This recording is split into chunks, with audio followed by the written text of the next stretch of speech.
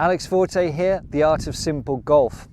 Now today I'm going to talk about the grip. Now I'm not going to go into extreme detail because there's a million other YouTube videos that will help you on that, and perhaps your instructional coach has given you some tips. But there's an often overlooked aspect that too many of you ignore, especially if you're perhaps a little bit more experienced in life, shall we say, or compared to younger days, you haven't got the strength that you once used to.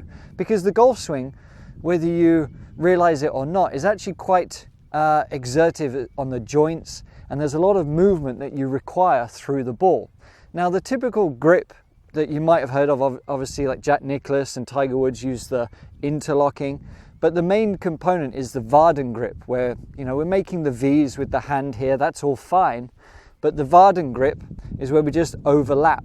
Now the idea of this is to give you more control, but if you don't have as much mobility in your wrists and your hands, perhaps you've even got a little bit of arthritis or something, and you can't quite generate that speed, there is perhaps a better alternative that you might not have even considered or tried.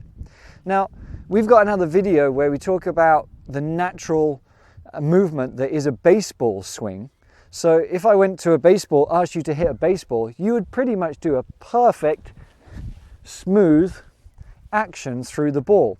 Now, that can work a lot for many of you to get a nice consistent swing and, more importantly, that natural release. But I want you to take it a little bit further of that thought and take your grip as a baseball grip. Now, this might be used more so for juniors or female golfers by the most part, but I want you to perhaps give this a try, because you might just find that it gives you a little bit more speed through the ball because you're able to release it just that little bit quicker.